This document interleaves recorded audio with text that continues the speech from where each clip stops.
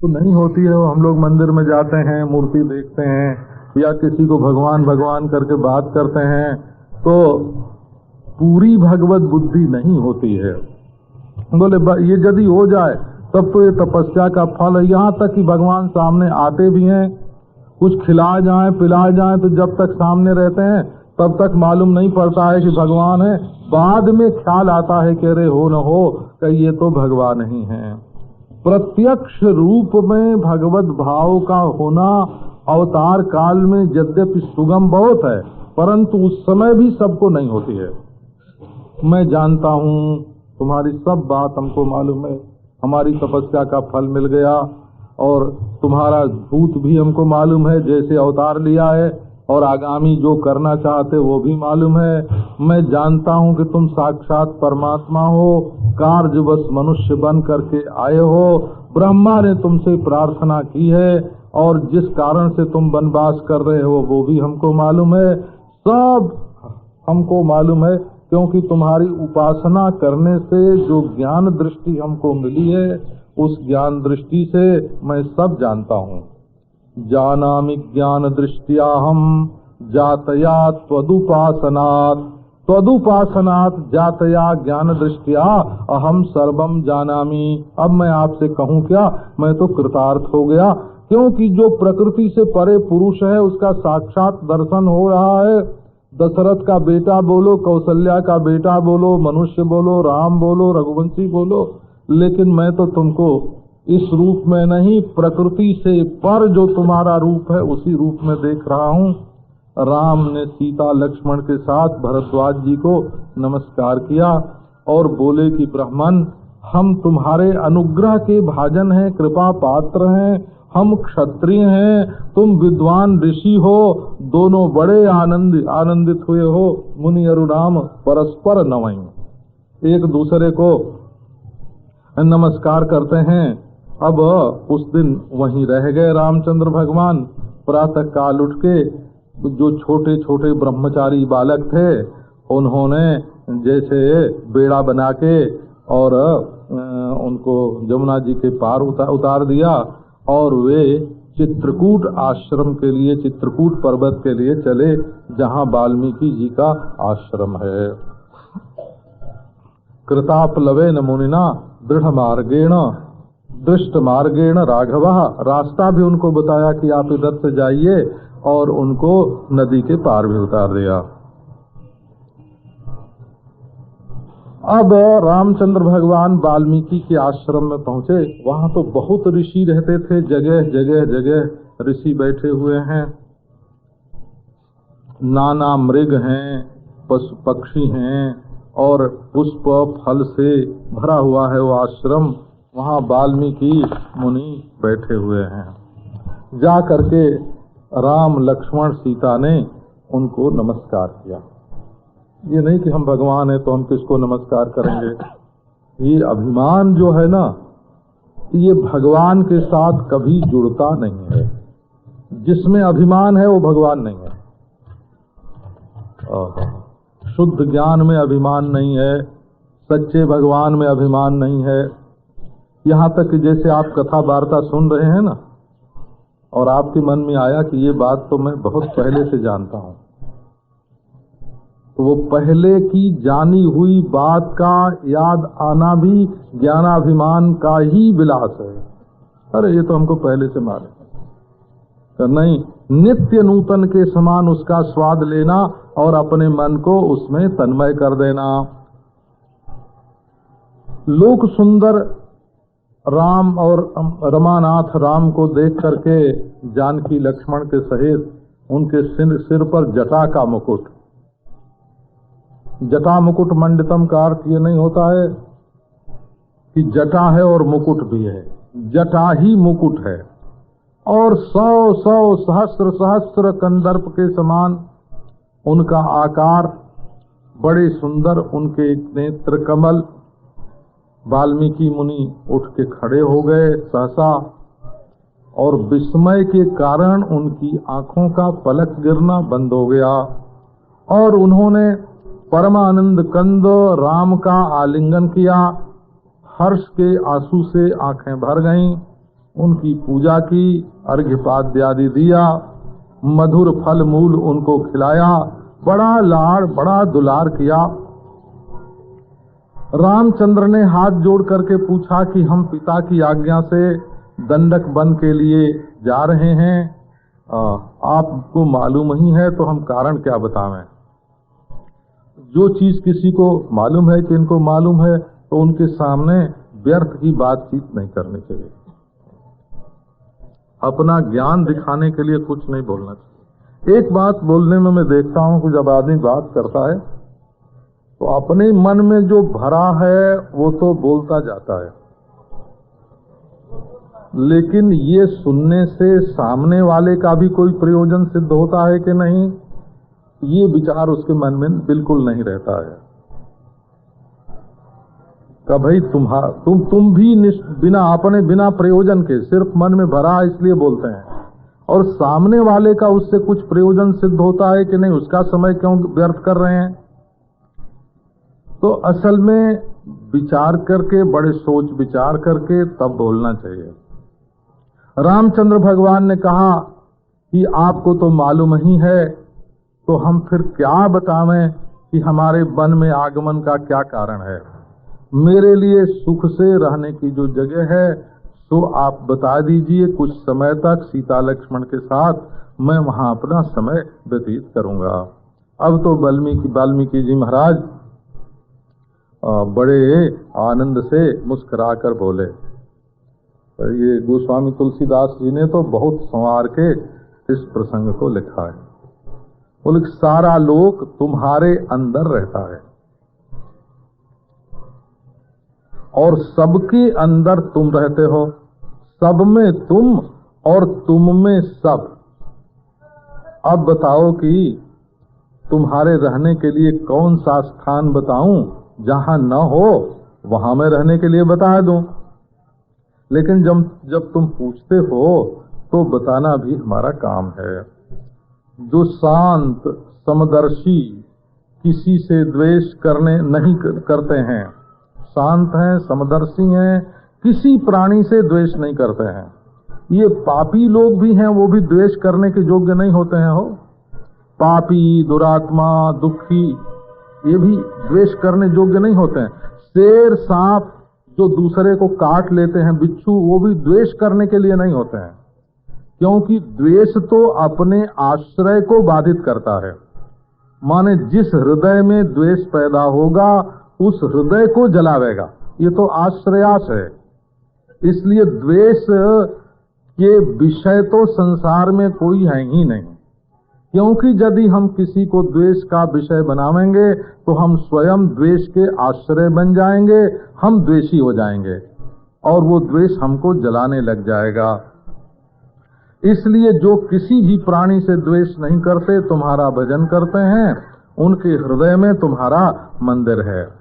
धर्माधर्मान परित्यज्य त्वामेव भजतो निशम सीतया सहते रामो तस्य हृत सुख मंदिरम।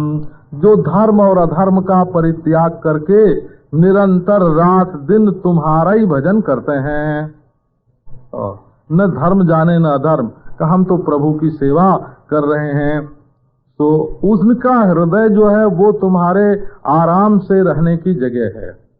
जो तुम्हारे मंत्र का जप करते हैं, तुम्हारी शरण में हैं, निर्द्वंद्व हैं, दुविधा नहीं है। हो दुविधा वाला प्राणी के इधर की इधर, ये जो बीच में भटक रहा है वो नहीं, निष्प्रिय हैं, उनका हृदय तुम्हारे लिए बढ़िया मंदिर है। जो अहंकार रहित हैं, शांत हैं, राग द्वेष से रहित हैं, समलोष्टास्म कनकाहा, और जो मिट्टी का डला और पत्थर और सोना इन सबको बराबर समझते हैं, उनका हृदय, जिनके हृदय में समता है, उनका हृदय तुम्हारा घर है। जिन्होंने अपना मन और बुद्धि तुमको अर्पित कर दिया है, त्वयि दत्त मनो बुद्धिर्जः संतुष्ट सदा भवेत्। जिसने अपना मन देना माने प्यार देना, ये कोई रुपया पैसा नहीं है कि हाथ में अक्षत और पानी और कुछ ले लिया और बोले कि इदम मनः भगवते समर्पयामि का अपना ये मन मैं भगवान को देता हूँ। अरे मन अमूर्त पदार्थ है ना, मन देखने में तो आता नहीं, वो पैसे जैसा नहीं है, अक्षत जैसा नहीं है, वो कुशा जैसा नहीं है, तो भगवान को कैसे दिया जाएगा। तो मन का जो कार्य है वो अर्पित होता है भगवान को, और इससे मन अर्पित हो जाता है। मन का कार्य क्या है? संकल्प है, विकल्प है, प्रेम है, ये सब जितना हो, संकल्प हो तो भगवान का, विकल्प हो तो भगवान के बारे में, प्रेम होए तो भगवान के लिए, इस तरह से मन का अर्पण होता है। और बुद्धि भी कोई मूर्त पदार्थ नहीं है, उसका अर्पण कैसे होता है? तो बुद्धि का कार्य है विचार। जितना विचार करें, जितना निश्चय करें, वो सब ईश्वर के बारे में करें, दुनिया के बारे में कुछ करें ही नहीं। जो दुनिया के बारे में निश्चय कर लेता है और उसी के बारे में विचार करता रहता है, उसने अभी अपनी बुद्धि को ईश्वर के प्रति अर्पण नहीं किया है। इसलिए जितने विचार और निश्चय हों सब परमेश्वर के लिए हों। और संतुष्ट सदा भवेत्, त्वयि दत्त मनो बुद्धिर यः संतुष्ट सदा भवेत्। सर्वत्र संतुष्टि का अनुभव करे। जैसे लोभी पुरुष धन मिलने पर संतुष्ट होता है, उसी प्रकार संसार में जो कुछ हो रहा है सब भगवान की ओर से हो रहा है, भगवान की सत्ता से हो रहा है। जगत जंत्र है, वे जंत्री हैं, सदा संतुष्ट रहे। और भगवान के लिए हम ये कर्म करेंगे तो ये होगा, हम ये कर्म करेंगे तो ये होगा, ये तो भगवान को अर्पित कर देना चाहिए। तुम्हारे कर्म में कोई बल नहीं है। उस ऐसी व्यक्ति का जो मन है वो परमेश्वर रामचंद्र तुम्हारा रहने के लिए अच्छा घर है। जो न द्वेष्ट्य प्रियम प्राप्य न हृष्यति, सर्वं मायेति निश्चित्य त्वाम भजेत तन्मनो गृहम। अपने मन के विपरीत अप्रिय कोई वस्तु या व्यक्ति आ गया तो उसके लिए मन में कोई द्वेष नहीं हुआ, और जब प्रिय व्यक्ति या वस्तु प्राप्त हो गई तो हर्ष नहीं हुआ। उसको निश्चय है कि ये चाहे रूप कुछ भी दिखता हो, ये है हमारे भगवान का खेल, जादू का खेल। माया शब्द संस्कृत का है, उसका अर्थ होता है जादू। रूपम रूपम प्रतिरूपो बभूव, भगवान ही अनेक रूप धारण करते हैं। इंद्रो माया भी पुरुरूप ईयते, इंद्र के पास बड़ी बड़ी माया है और उसके कारण वो अनेक रूप मालूम पड़ते हैं। माया आभास से न जीवे सौ करोति, माया अपने ही आभास से ये जीव है, ये ईश्वर है, ये भेद बना देती है। इसलिए सर्वम मायेति निश्चित्य, ये सब जो कुछ हो रहा है, दिख रहा है, ये तो भगवान की माया, जादू का खेल है। और जैसा होए न और मालूम पड़े हो, है ना। माया कहा, माया की पहचान भागवत में माया की परिभाषा यही है कि होए सही वहीं, लेकिन मालूम न पड़े, और न होए और मालूम पड़े। ये दो माया के दो लक्षण मालूम पड़े तो भागवत में हैं। तो ये परमेश्वर यही है परंतु मालूम नहीं पड़ता, और संसार बिल्कुल नहीं है और मालूम पड़ रहा है। इसलिए माया का दो रूप हमारे सामने है। एक तो ईश्वर का मालूम न पड़ना, ये माया है वो यही, सावधान है यही, मालूम नहीं पड़ता, ये उसकी माया है। और ये संसार नहीं है लेकिन मालूम पड़ रहा है। तो इस संसार में तो फंसना नहीं तो माया में फंसोगे। और ईश्वर नहीं है ऐसी मान्यता, ईश्वर यहाँ नहीं है, अब नहीं है, इसमें नहीं है, ऐसी मान्यता कभी आने नहीं देना, नहीं तो माया में फंस जाओगे। ये माया का खेल है। सर्वम मायेति निश्चित्य त्वाम भजेत तन्मनो गृहम, ऐसी व्यक्ति का जो मन है वो भगवान का गृह है। सद्भाव आदि जो विकार हैं वो देह में हैं, आत्मा से उनका कोई संबंध नहीं है। ये भूख है, प्यास है, सुख है, भय है, दुख है, ये प्राण बुद्धि में है। तो संसार धर्म से निर्मुक्त रहकर करके जो तुमसे प्रेम करता है उसका मानस तुम्हारा घर है। पश्यन्ति जे सर्वगुहाशयस्थम त्वाम चिद्घनम सत्यमनंतमेकम अलेपकम सर्वगतम वरेण्यम तेसाम हृदब्जे सहसीतया वसो। जो सबके हृदय में तुमको देखते हैं, जुए के हृदय में भी भगवान रहता है और खटमल के हृदय में भी भगवान रहता है। एक बार मैंने मन ही मन अपना अंगूठा काट के अलग कर दिया। 4 घंटे 6 घंटे तक मैंने देखा कि उस कटे हुए अंगूठे में क्या है। उसमें तो कीड़े हैं, मकोड़े हैं, उसमें तो कीटाणु हैं, करोड़ों दिल वाले हैं और सबके दिल में भगवान है। यदि एक कीड़े के भी करोड़ हिस्से कर दिए जाएं तो उस करोड़ में हिस्से में भी दिल है और उस दिल में भगवान है। और ये नहीं कि यहाँ जो छाती के पास जो कलेजा होता है उसी में भगवान होते हैं। और एक पेड़ में से थोड़ा सा टुकड़ा काट के निकाल लिया, उसमें जीव है कि नहीं है? उसमें तो करोड़ों कीटाणु हैं, उनके भी दिल है, उसमें भी परमेश्वर है। तो जो लोग सर्व गुहाशयस्थ भगवान का दर्शन करते हैं, चिद्घन सद्घन आनंद घन अनंत एक अद्वितीय परमात्मा सबके हृदय में, और सबके हृदय के विकार से उनका कोई संबंध नहीं है, सब में है परंतु सबके वर्णीय हैं। ऐसी जिनकी दृष्टि है उनके हृदय कमल में सीता के साथ निवास करो।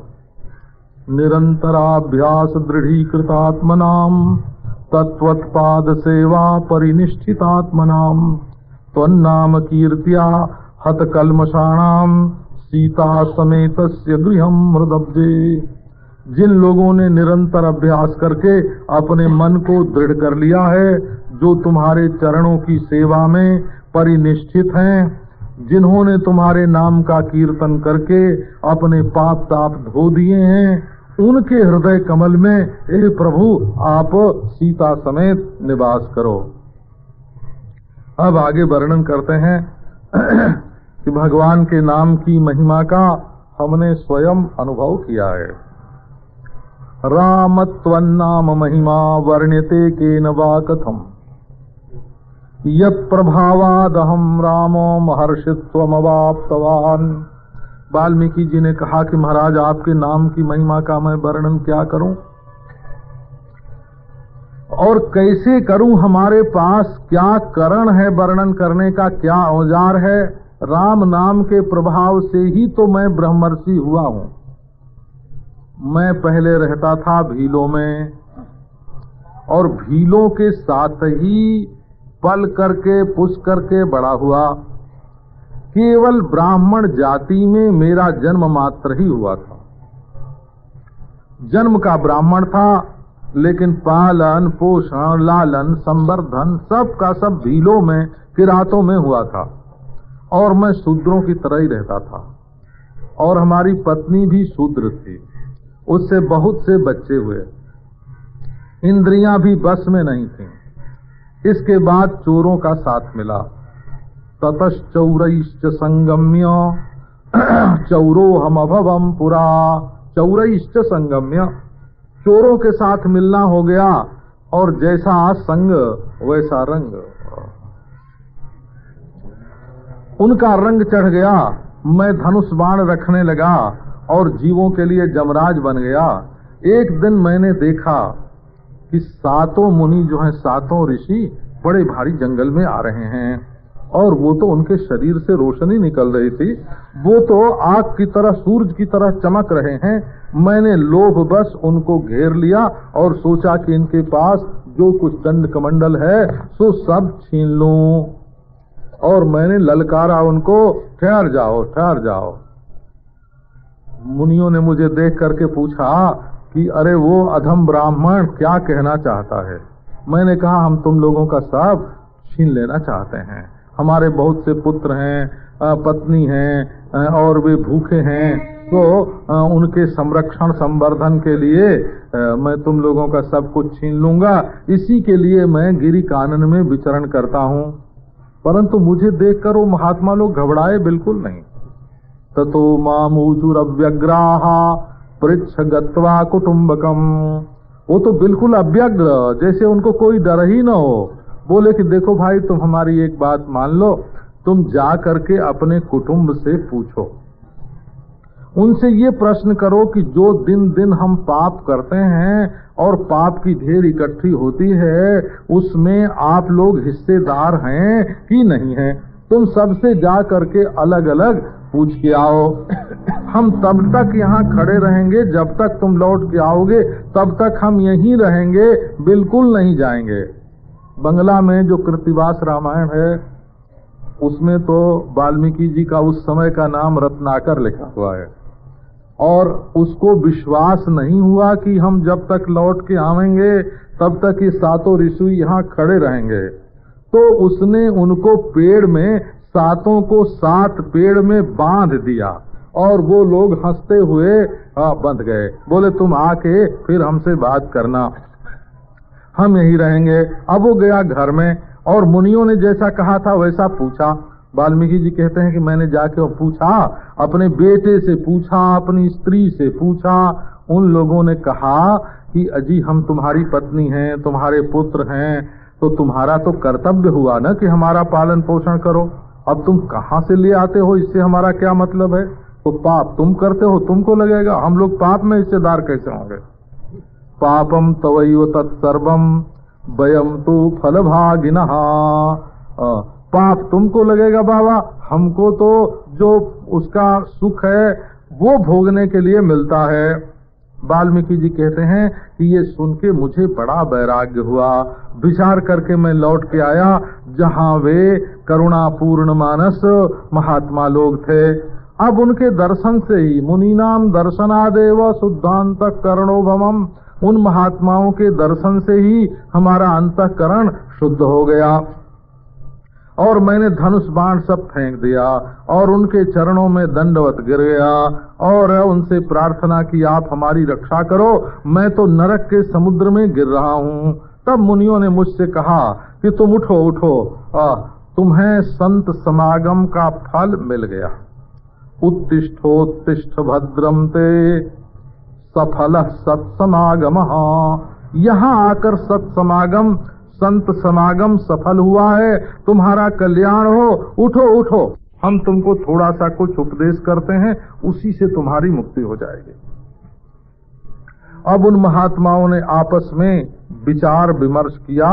बोले ये तो बड़ा दुराचारी है, ब्राह्मणादम है, उपेक्षे एव सद्वृत्तैहि तथापि शरणं गतः। ये सदाचारी पुरुषों के द्वारा उपेक्षणीय है, तथापि हमारी शरण में आया है, हमें प्रयत्न पूर्वक इसकी रक्षा करनी चाहिए और इसको मोक्ष का भाजन बनाना चाहिए। वाल्मीकि जी कहते हैं, इत्युक्त्वा राम ते नामो व्यत्यस्ताक्षर पूर्वकम एकाग्र मनसात्रैव मरेति जप सर्वदा आगच्छामः पुनर्जावत् तावदुक्तम् सदा जपो इत्युक्त्वा प्रजजुः सर्वे मुनयो दिव्य दर्शनाः। उन लोगों ने आपस में विचार करके कहा, हे रामा, कि तुम उल्टा करके राम नाम का जप करो। मरेति जप सर्वदा, मरा मरा मरा, ऐसा तुम जप करो। जप करने से और राम राम तो हो ही जाएगा। एकाग्र मन से यही जप करो, जब तक हम लौट के फिर ना आवे तब तक तुम यही मरा मरा जप करना। ऐसा कह करके दिव्य दर्शन संपन्न महात्मा लोग चले गए और उनके उपदेश के अनुसार मैं वैसा ही करने लगा। एकाग्र मन से बाह्य जगत का विस्मरण हो गया। मैं तो निश्चल हो गया वहां और बहुत सारा समय बीत गया, किसी से कोई आसक्ति नहीं। मेरे ऊपर दीमक लग गए और वो मिट्टी ढो ढो करके उन्होंने हमारे शरीर के ऊपर चढ़ा दिया। दीमक की बांबी हो गई। बहुत वर्षों के बाद फिर वो ऋषि लोग आए और उन्होंने आकर कहा, निकल आओ। तब मैं तुरंत उसके भीतर से निकल आया और वाल्मीकि से निर्गत होने के कारण जैसे कुहासे में से सूरज निकल आवे, उन लोगों ने कहा कि ये वाल्मीकि है। इसी से इस वाल्मीकि से उत्पन्न होने के कारण मेरा नाम वाल्मीकि हुआ, क्योंकि मेरा जन्म वाल्मीकि से हुआ है। द्वितीय जन्म द्विजन्म, दूसरा जन्म मेरा वाल्मीकि से हुआ है। तो मेरा वाल्मीकि नाम रख करके वे तो दिव्य गति को चले गए। सो राम जी अहम ते राम नामनश्च प्रभावाधिदृशो भवम। हे राम, तुम्हारे नाम के प्रभाव से ही हमको ये स्थिति प्राप्त हुई और आज सीता लक्ष्मण सहित राम को मैं प्रत्यक्ष देख रहा हूँ। और कमल नयन भगवान रामचंद्र हमारे सामने खड़े हैं। मेरी मुक्ति में क्या संदेह है? आओ राम, मैं तुम्हें वो स्थान दिखाता हूँ जहाँ तुमको रहना है। अब स्वयं मुनि जो है उठ के खड़े हुए, लक्ष्मण के साथ, शिष्यों के साथ, पर्वत और गंगा दोनों के बीच में एक बहुत बड़ी शाला उन्होंने बनवाई निवास करने के लिए। एक पूर्व और पश्चिम में लंबा था और उत्तर दक्षिण में चौड़ा, और एक कुटिया ऐसी बनवाई जो दक्षिण और उत्तर में लंबा था और पूरब पश्चिम में चौड़ा। इस तरह दो कुटिया उन लोगों ने बनवाई। उसमें जानकी के सहित राम लक्ष्मण निवास करने लगे, जैसे देवता लोग स्वर्ग में रहते हैं। वाल्मीकि ने उनका बड़ा सत्कार किया। अब बड़े आनंद से भगवान श्री रामचंद्र वहाँ निवास करने लगे। अब आगे वर्णन करते हैं कि उधर गंगा किनारे से ही सुमंत्र जी को वापस कर दिया था। वो तो रथ लेकर के चले गए थे, परंतु दिन में उनकी हिम्मत अयोध्या में प्रवेश करने की नहीं पड़ी। सायंकाल उन्होंने प्रवेश किया और वो भी अपना मुंह ढक लिया था, किसी की नजर न पड़ जाए, और आंखों से आंसू की धारा बह रही थी। बाहर रथ स्थापित करके वो राजा का दर्शन करने गए और जय हो करके राजा की स्तुति की, प्रणाम किया। राजा सुमंत को देखकर बेबल हो गए। राम कहाँ हैं, सीता कहाँ हैं, लक्ष्मण कहाँ हैं, कहाँ तुमने उनको छोड़ दिया? और मुझ पापी के लिए उन्होंने क्या कहा है? सीता ने, लक्ष्मण ने मुझ क्रूर कर्मा निर्दय के प्रति क्या बात कही है? हा राम, हा गुणनिधे, हा सीते, हा प्रियवादिनी, मैं दुख के समुद्र में डूब रहा हूँ। देखो मैं मर रहा हूँ, तुम्हारी नजर नहीं पड़ती हमारे ऊपर।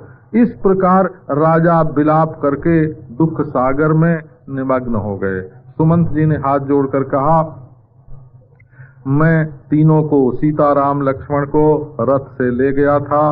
श्रृंगबेरपुर के पास गंगा किनारे तक हमने पहुंचाया।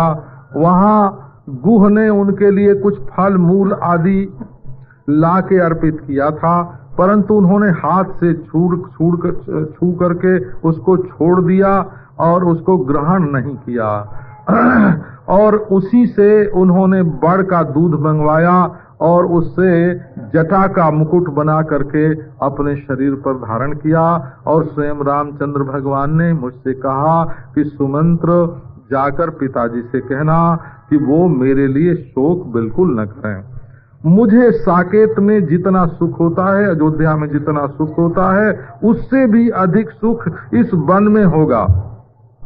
जाकर माता से भी कहना, मैं उनके चरणों की वंदना करता हूँ और वो मेरे लिए शोक बिल्कुल न करें। तुम राजा को, माता को बहुत शोक है, उनको जाकर के आश्वासन देना।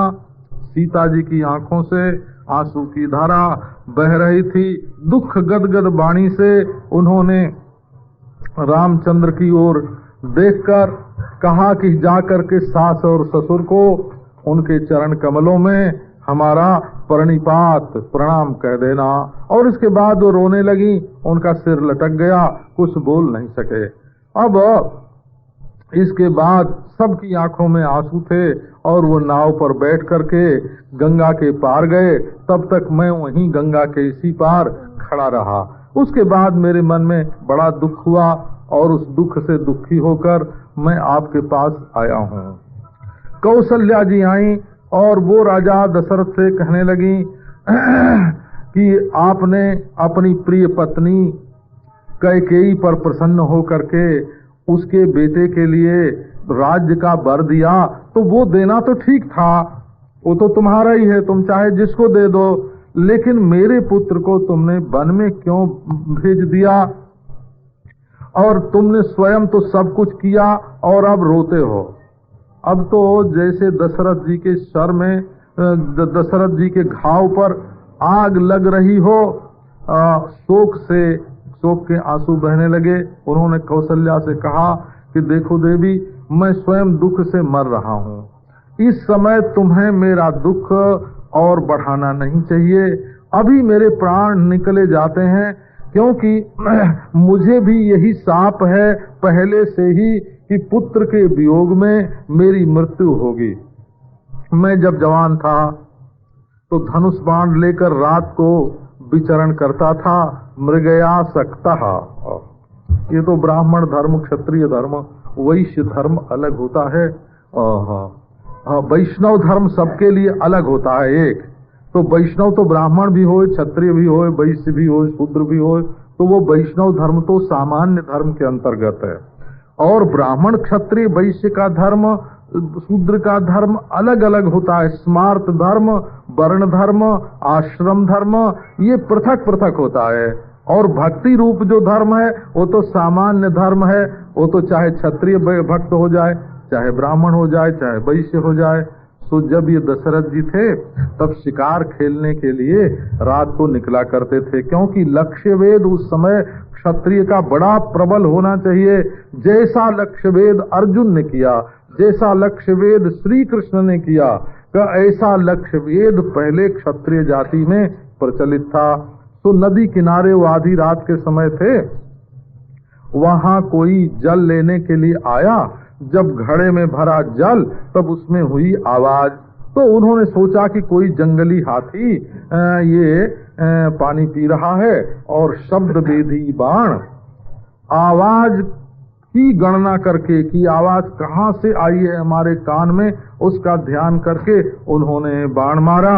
अब वो तो मनुष्य को जा करके लगा, और मनुष्य ने हाय हाय किया, हाय अरे हाय, मैं तो मारा गया, मैंने तो किसी का कोई अपराध नहीं किया, मुझे किसने क्यों मारा है? मेरे माता पिता प्यासे हैं। अब तो मैं डर करके दौड़ा हुआ गया और जा करके मैंने बताया कि मैं दशरथ हूँ और अनजान में ही मैंने तुमको मारा है, और उसके चरणों में गिर पड़ा। उसने कहा कि देखो तुम दशरथ, इतना भले मानुष था वो, किस ढंग से बात की, बाण लगा है, मर रहा है, लेकिन वो दशरथ का भला चाहता है और माता पिता की भक्ति से उसका हृदय भरा हुआ है।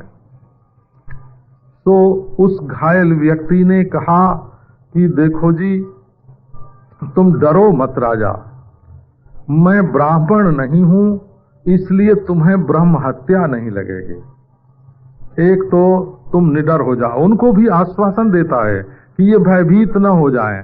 और मैं तपस्या में स्थित वैश्य हूँ, हमारे माता पिता यहाँ से थोड़ी दूर पर भूखे और प्यासे बैठे हैं, तुम जाके पहले उनको पानी जल्दी से जल्दी, बिना कुछ सोचे विचारे, पहले उनको पानी पिलाओ, हमारी बात बाद में देखना।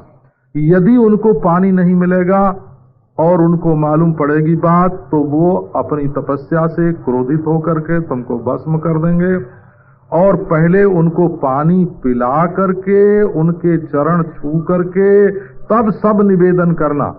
और ये देखो बाण जो गढ़ा हुआ है, अब तो तुम इसको हमारे शरीर से निकाल दो, मैं तो अब मर जाऊंगा। अब दशरथ ने उसके शरीर से बाण निकाला और जल ले करके जहाँ माता पिता थे वहां गया। वो तो बहुत बुढ़े थे, अंधे थे, भूख प्यास से व्याकुल थे। वो इस चिंता में लगे थे कि हमारा बेटा पानी लेकर के क्यों आया, हम लोग उसके लिए इतने भूखे प्यासे हैं, हमारी उपेक्षा तो वो कभी नहीं करता है, बड़ा भक्त है बेटा। इस चिंता से वे व्याकुल थे कि किसी के पांव की आवाज सुनाई पड़ी। बोले बेटा तुमने विलंब क्यों किया, जल्दी हमें लाके पानी दो पीने के लिए। इस तरह दोनों माता पिता बोल रहे थे। दशरथ जी बताते हैं कि मैं उनके पास गया, उनके चरणों में प्रणाम किया और बड़े विनय से मैंने बताया कि मैं राजा दशरथ हूँ और मैं बड़ा पापी हूँ। रात के समय मैं शिकार करने के लिए आया था और दूर जहाँ पानी गिरता है उससे दूर रह करके ध्वनि सुन रहा था और शब्द वेदी बाण मैंने एक मार दिया आवाज सुन के। उससे जब मनुष्य की आवाज सुनी कि मैं मर गया, तब मैं आया, देखा वहाँ मुनि बालक जटा बिखरी हुई है, पड़ा हुआ है। उससे मैंने रक्षा रक्षा करके प्रार्थना की। तब वो बोला कि डरो मत, तुम्हें ब्रह्म हत्या का भय नहीं है। देखो ये सद्भाव की स्थिति है कि जिसके बाण से घायल होकर वो मर रहा है उसको ब्रह्म हत्या का भय न लगे।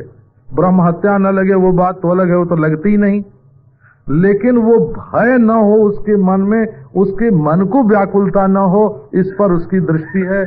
और उसने फिर कहा कि ले जाकर हमारे माता पिता को पानी दो और उनसे जीने के लिए प्रार्थना करना। तो वही मैं आया हूँ और आप लोग हमारी रक्षा कीजिए। अब तो दोनों माता पिता ने बहुत विलाप किया और बोले जहाँ हमारा बेटा गिरा है वहाँ ले करके चलो। तब वो उनको लेकर के मैं दशरथ कहते हैं गया और उन्होंने हाथ से छू छू कर बहुत विलाप किया और फिर कहने लगे व्याकुल होकर कि हे बेटा हमें पीने के लिए जल दो, तुम हमें स्वयं जल क्यों नहीं देते हो। इसके बाद मेरे द्वारा उन्होंने वहाँ चिता बनाई और तीनों एक ही चिता में भस्म होकर स्वर्ग में गए।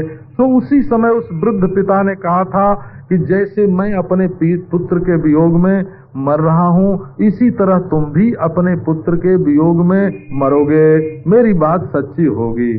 तो अब वही साप का काल आ गया है, अब मैं शरीर का परित्याग करूंगा। अब तो राजा शोक समाकुल होकर विलाप करने लगे, हा राम, हा पुत्रो, हा सीते, हा लक्ष्मण, हा गुणाकर, मैं तुम्हारे वियोग में मर रहा हूँ। इस प्रकार दशरथ जी ने राम राम कहते हुए अपने प्राण छोड़ दिए और स्वर्ग में गए। बदन्नेवं दशरथ प्राणास त्यक्त्वा दिवंगता। उनके मन में वासना थी कि हम राम को राजा के रूप में देखें, तो वो वासना अभी पूर्ण नहीं हुई थी, इसलिए बैकुंठ में या मुक्ति में उनका जाना स्थगित करके थोड़े दिनों के लिए 14 बरस के लिए उनको स्वर्ग में रोक लिया भगवान की इच्छा ने कि यहाँ रहो, राम को राजा देख करके जाना। अब तो कौशल्या, सुमित्रा और दूसरी रानियां विलाप करने लगी और रोने चिल्लाने लगी, छाती पीट पीट करके रोने लगी।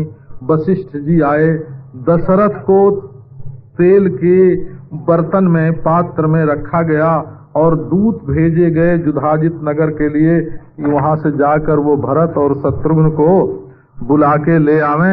उनसे जाके कहना कि जल्दी आ जाओ, गुरु जी ने बुलाया है, इसके सिवाय वहां और कुछ मत कहना। वो आकर के अयोध्याम प्रति राजानम कैकेयीं चापि पश्यतु, अयोध्या में आकर राजा का और कैकेयी का दर्शन करें। ये भी नहीं कहा कि राजा मर गए हैं, कि राजा का दर्शन नहीं होगा, कि केवल कैकेयी का दर्शन होगा, ऐसा भी नहीं। राजा और कैकेयी दोनों का दर्शन अयोध्या में आकर के करें। राजा के शरीर का ही तो दर्शन होगा ना। यदि केवल कैकेयी का नाम लेते तो भरत जी के मन में वही शंका हो जाती कि क्या हो गया। यदि दुख मनुष्य को 2-3 घंटे 4 घंटे बाद मिल सकता हो तो जल्दी करके उसके पास दुख, बहुत लोग होते हैं ना, वो दुख का समाचार पहुंचाने की बड़ी जल्दी करते हैं। परंतु यदि दुख का समाचार पहुंचाने में थोड़ी देर हो जाए, घंटे भर 2 घंटे, उस आदमी को दुख न हो, तो ये भी तो एक भला चाहना हुआ ना। अब दूत गए महाराज, उन्होंने जाकर युधाजित से और भरत शत्रुघ्न से वशिष्ठ की बात कही कि जल्दी आवें, कुछ सोचे विचारे नहीं, तुरंत यहाँ चले आवें। अब तो भरत को बड़ा भय हुआ और तुरंत गुरु की आज्ञा मान करके, ये नहीं कि फिर एक तार दे के पूछो कि क्या हुआ, क्यों आज्ञा दी है, कि टेलीफोन कर लो कि क्या हुआ। अरे गुरु जी की आज्ञा है, आज्ञा आज्ञा ही होती है। अपने मन की प्रधानता में और गुरुजनों की आज्ञा की प्रधानता में यही अंतर होता है। अब तो महाराज बोले कुछ न कुछ दुख अयोध्या में जरूर आया है राजा के लिए, राम के लिए, तभी गुरुजी ने हमको बुलाया है। नहीं तो उन लोगों के रहते वहाँ स्वयं गुरुजी हैं, पिताजी हैं, रामचंद्र भगवान हैं, हमारे बुलाने की क्या आवश्यकता थी। तो चिंता उनके मन में हुई और अयोध्या के लिए आए तो देखे वहाँ कोई शोभा ही नहीं है, कोई भीड़ भाड़ नहीं है, कोई उत्सव नहीं है, और चिंता उनको हुई। और राजभवन में गए तो वहाँ राजलक्ष्मी का दर्शन नहीं, केवल अकेली केकई एक आसन पर बैठी हुई थी। और उन्होंने जाके अपनी माता के चरणों में प्रणाम किया। कैकेयी तो बड़ी प्रसन्न हुई, वो पहले से कोई खबर ही उसको नहीं दी गई थी।